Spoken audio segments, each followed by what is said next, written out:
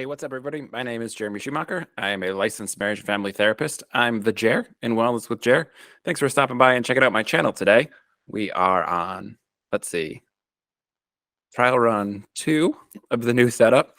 So I'm going to do a song review today. I'm going to do a song by one of my favorite bands, The National. The song is Eucalyptus. It's off their new album, The First Two Pages of Frankenstein, which is a very cool title for an album. I'm going to talk a little bit about The National. Let's jump into the song, and I'm sure my thoughts and opinions on The National will come up as they are relevant.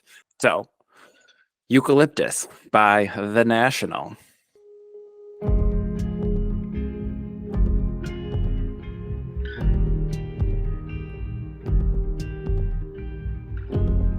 What about the glass dandelion? What about the TV screen? What about the undeveloped cameras?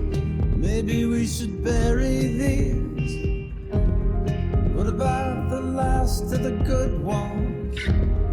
What about the ceiling fans?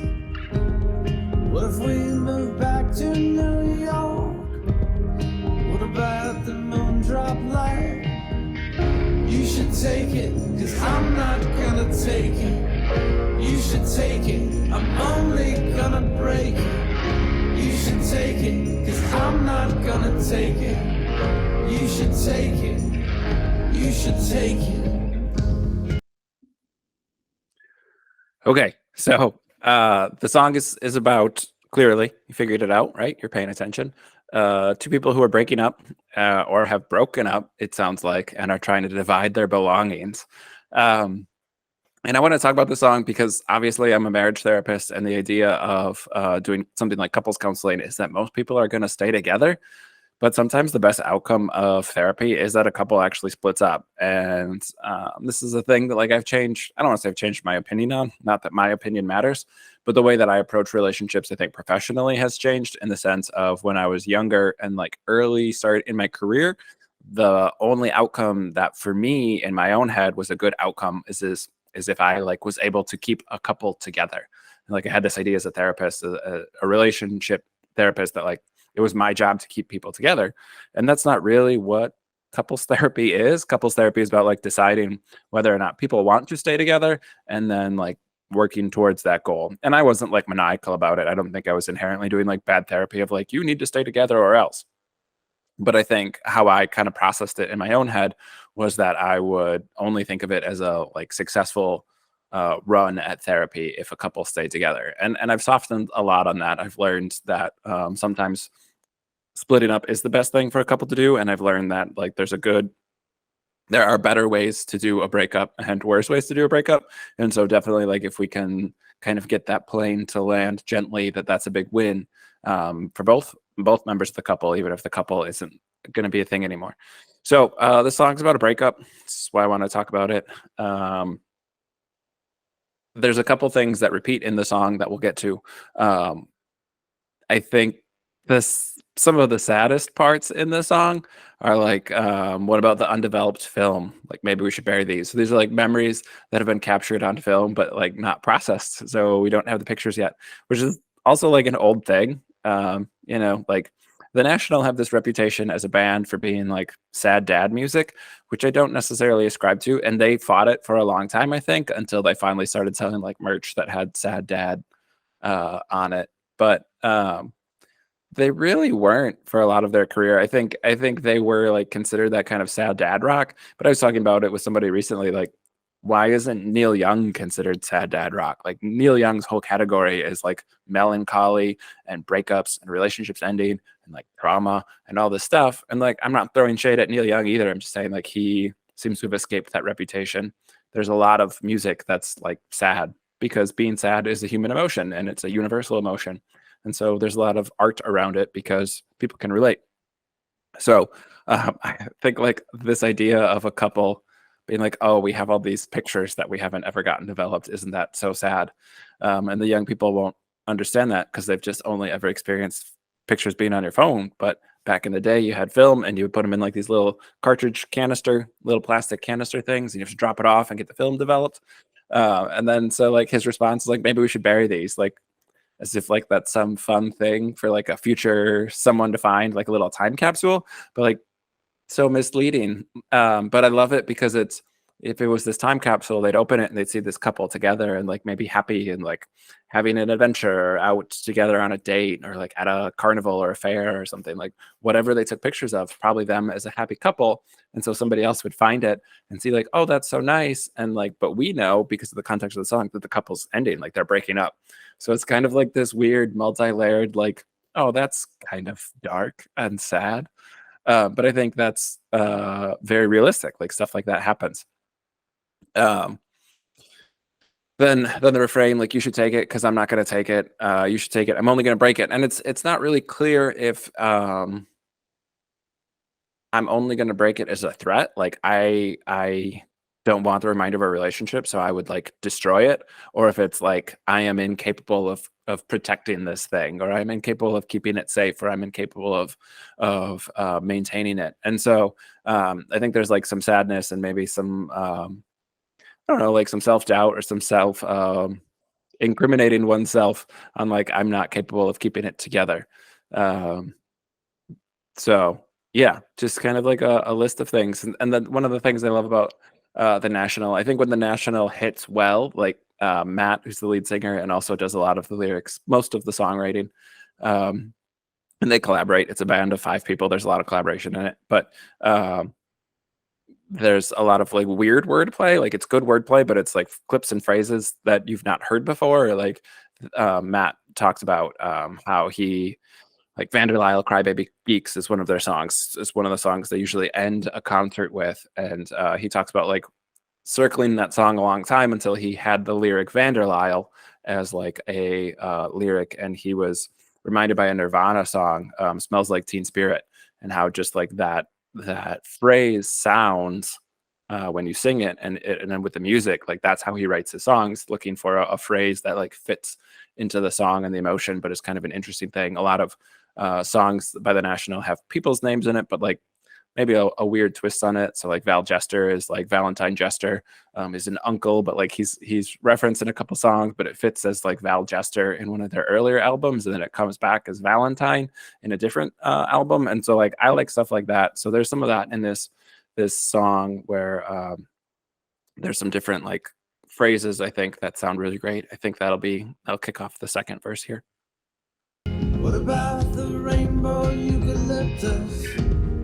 What about the instruments? What about the cowboy junkies? What about the Afghan wigs? What about the mountain valley spring? What about the ornaments?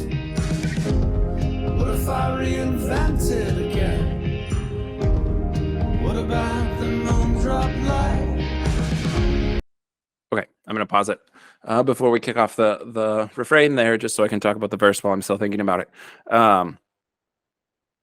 So the sad thing to me, and it was in the first verse, is this idea of like, he says in the first verse, what if we move back to New York? So like they're breaking up and they're splitting their stuff up, and like he just kind of slides in like almost like, but what if we didn't? What if like we did this huge life thing and we altered everything and change it, and that keeps us together? So like this, it's just a small line in there, but it's this, the suggestion is huge. Like, what if we move back to New York? What if we pick up, move our lives, and like that keeps us together?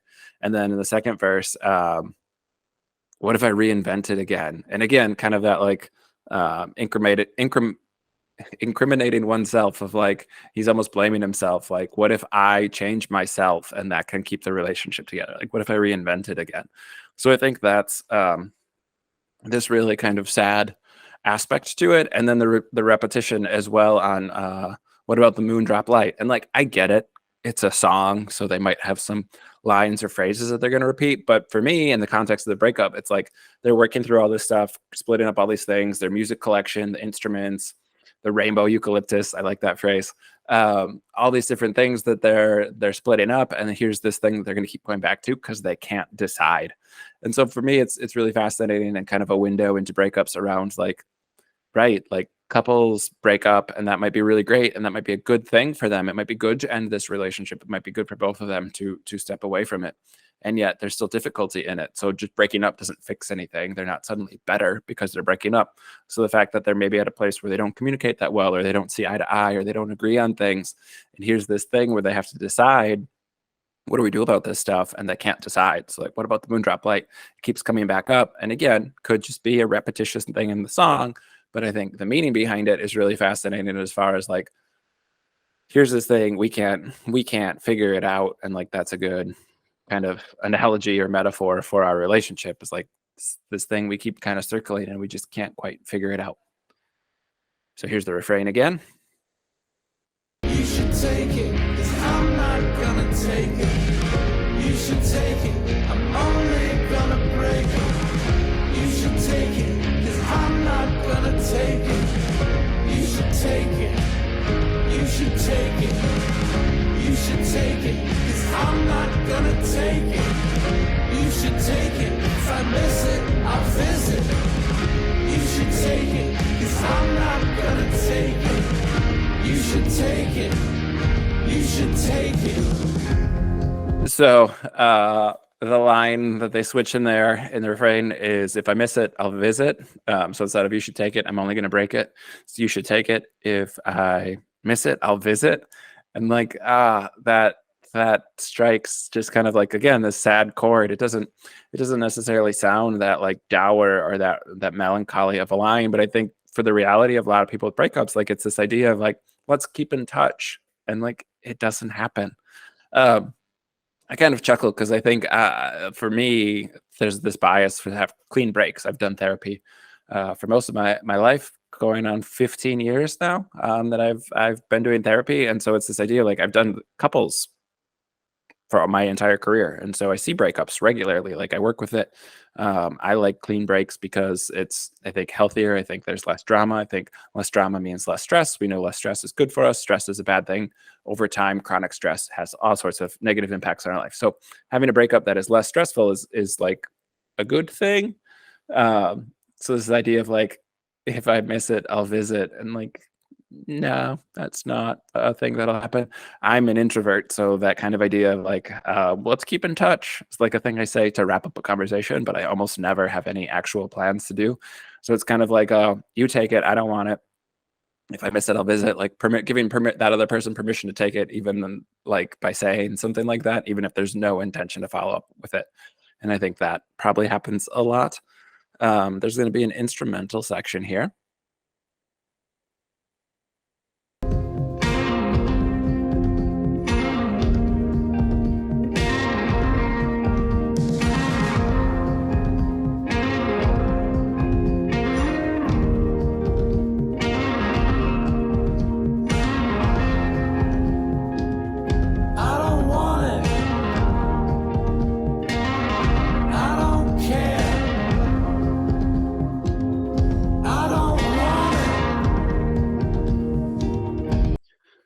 Okay, so this is where I'm going to talk a little at length about the National and why I love them so much. This is a song that I think sounds pretty mellow and is like in a certain register, sonically and vocally for the whole song. But it's like the studio version of the National and the live version of the National are very different things. And so some of their earlier songs, I think, definitely were more like rock and roll and sound different. I just listened to not their first album, their album from 2005, Alligator. And like, I put it on and like Matt sings much, much lower. His voice is far more of like a baritone and just a lower sound. And then the drums hit a lot harder. So it's like much more rock and roll. They weren't like super polished or fancy back then. They were playing like predominantly in like the Brooklyn indie music scene and like recording in someone's basement or whatever. So it's like a little like dirtier sound, but also I think just much more like rock and roll sound. And so a lot about like relationships and stuff. Then their catalog is heavy on relationships. I could pick a lot of different songs by the National and talk about them. but this song is going to hit so much different live because Matt's the lead singer. I'm acting like we're friends and like we know each other, but we don't. Um, Matt Berdinger is his name. He will like scream stuff and he'll start to lose his voice as the show goes on. And I think one of the reasons I really like the National is because that like raw emotion really comes through. And so there's a song that usually they play near the end of the show because Matt will lose his voice singing it, called Mr. November.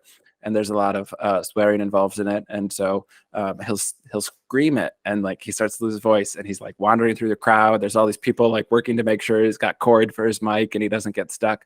So I can just imagine like at this point in the song where he's like, I don't want it, I don't care, like him just screaming it or his voice getting hoarse. Like it's not this like controlled kind of polished song when it's played live. It's much louder and he's kind of a chaotic character in their live shows where I think it takes the emotional level to a different place.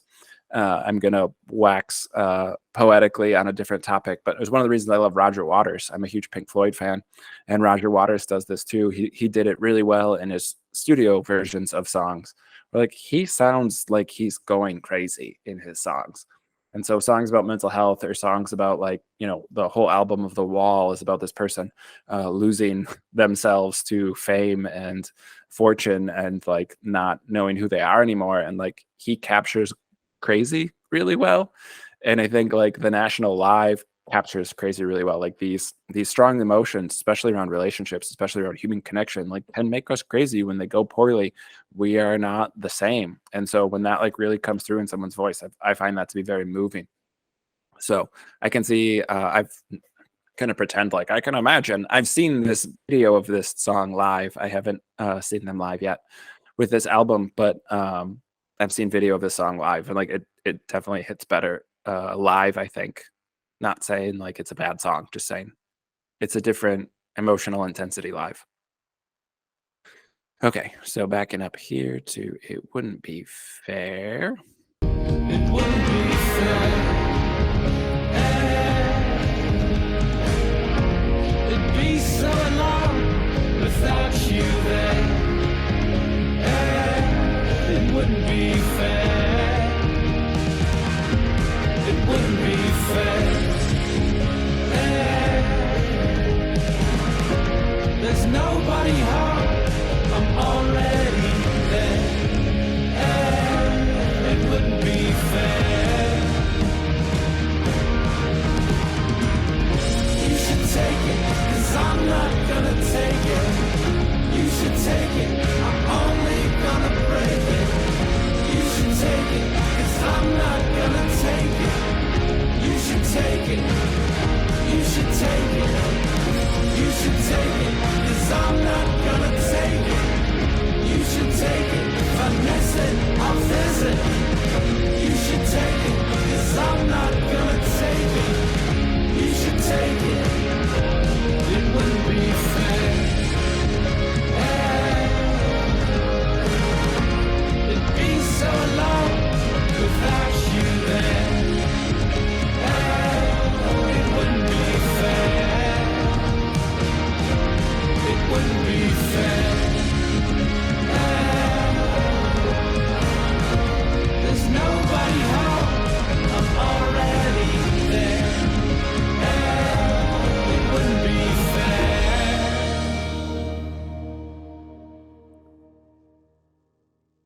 So let's talk about fair. In this kind of like outro chorus here, he repeats the line, "It wouldn't be fair. Wouldn't be fair. You should take it. I don't care. It wouldn't be fair." Fair is never a paradigm that I use when I'm doing relationship stuff. Like next to nothing in your relationship is going to be 50-50 if that's how we're defining fair. But fair is such like a weird, I don't know. It just always speaks to like inequality. The person who's bringing it up it's always an attack of like something you're doing isn't fair, it's unjust, or it's not right. And I think it's I'm going to say always. Always is one of those words I don't like to use because I think it gets weaponized and there are exceptions, but it's almost always an attack and it's going to get a defensive response. and next to nothing in the relationship is fair. Like fair is such a useless paradigm to break down, like whether this relationship is healthy, whether what your partner is doing is good or not, whether what you're doing in the relationship is good or not. Most people get stuck on the perspective of something's unfair. Like I keep doing all the laundry, blah, blah, blah. I keep like my partner never helps, this, that, whatever. And they like get this running total in their head. And once your brain is looking for evidence of that, your brain's going to find it. Our brain's very, very good at categorizing information. So we take all this stimuli in, we break it down into different categories. It's how we can take so much stimuli in constantly and make sense of it all, as our brain categorizes things very quickly. And so when you're looking at evidence of like my partner doesn't carry their fair share, or they're not doing the fair thing, you're going to find evidence of it, because life isn't fair, because nothing is equal across the board, and especially not in moments. So moment to moment, when I think in terms of like fair, okay, great. Like if you're together with someone for 50, 60 years, what does that look like? Is it fair? Is it equitable on that long of a timeline? Because the reality of relationship is they ebb and flow. Things change. Someone maybe is the breadwinner for a few years, and then something happens. They have a health scare or whatever. They step away to raise kids, or something happens, and the other person becomes the breadwinner. Like in the moment, it's not fair, but over the long timeline of a relationship, it might be fair. And so I'm much more interested in kind of that idea of like, is it healthy? Is it sustainable? As opposed to fair. Fair is too perspective based. It's not something that we can really be that subjective on. We can't really quantify it in a way that makes sense. It's just from your perspective, something is unfair. And your partner almost always is going to have other complaints about what's unfair from their perspective. And so it really doesn't get us anywhere other than fighting. It's loaded language. It leads to argumentation. So I don't like it. But it's interesting kind of how the song goes from like they're being all gregarious and like egalitarian and like, you have it, I don't want it. Well, like you take that, I would break it. Like, and then it breaks down to like, it wouldn't be fair. And they're not fighting in the song. It doesn't sound necessarily like that. Again, maybe live it hits a little different, but I think that is the way it would go in a relationship, right? Like an actual breakup is like, we're peaceful, we're being like really good. Our therapist told us to get along, or we're getting divorced, and so we have to split this up amicably from our mediator or whatever. And then like it breaks down, right? The longer they spend time together and the more emotions get raised, the worse communication gets and the more bad habits come out. So I think like this song, while not being like inherently super deep or profound, is a really good encapsulation of honestly a part of breakups that I don't see. Like this stuff doesn't happen in my office. This is stuff that always happens, kind of the mundane details of a breakup. But a fascinating song, I think. I'm gonna just offshoot a little bit, because The National is a band that I really like. I really wanted to like this album a lot, and I don't. I texted somebody about it who's not a fan of The National, but has heard me talk about it, and they're like, "What do you think of the new album?"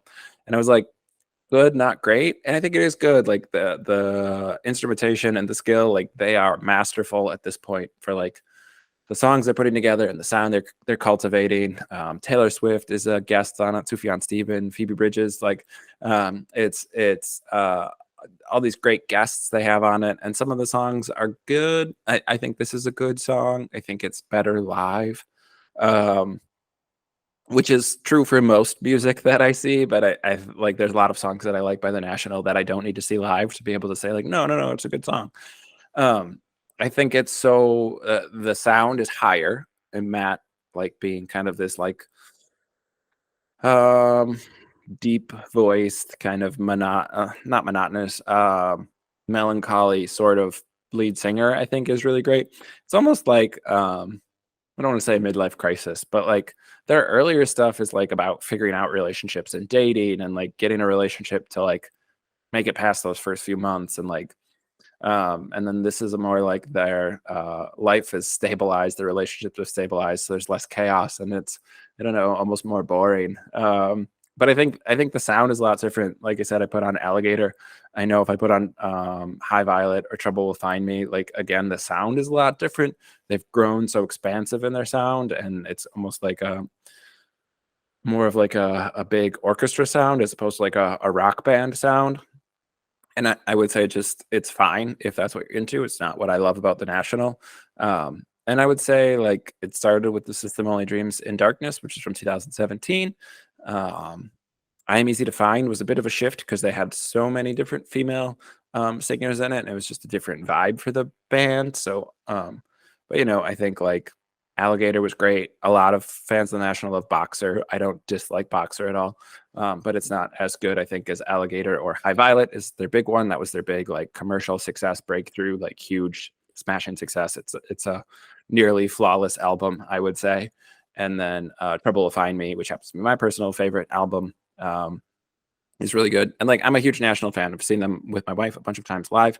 We have a son whose name is a play off of Vanderlyle Crybaby Geeks, so we're pretty big fans. I think it's one of those things where the longer a band stays active, the more likely it is that they're not going to have just like hit after hit after hit. So I'm kind of like trying to be appreciative of like it's a good album. It's not great. It might grow on me. I'm open to that happening, but like to still be like, hey, there's this band that I've seen a bunch of times live that's always been good live, and like they have 4 albums that I love. It's like that's great. Like what a great track record for them. So I'm trying to practice some gratitude around it, even though like it's not my favorite album, but it's okay. It doesn't need to be my favorite album. It's good, not great. A fun song about a breakup. There's some other fun songs on the album. Like I said, it's certainly not bad. I would never describe it as a miss or anything. But I like a little bit more of the rock and roll type thing. So maybe I'll go back at some point here, not just to do a bunch of songs by the National, but maybe I'll go back and do some of their earlier stuff for another video. But yeah, that is Eucalyptus by the National. I'm Jeremy. Thanks for stopping by the channel. Like, subscribe, do all those YouTubey things. I've been getting some comments, so drop down and leave a comment. Say what song you would like me to review. I also keep getting copyright claims, so who knows how long I'll keep doing the music reviews, because if YouTube doesn't promote anything because I'm getting copyright claims and they don't work in the algorithm, then no one will find these videos. So like and subscribe, that helps, and commenting helps. And it's not just music that I like then and talking about the things that I like, but I can review some things that other people want to hear. If you would love to hear what a therapist or a relationship expert thinks about a love song or a breakup song or whatever song, drop down and put that in the comments. All right. Thanks, everybody. We'll see you later. Peace.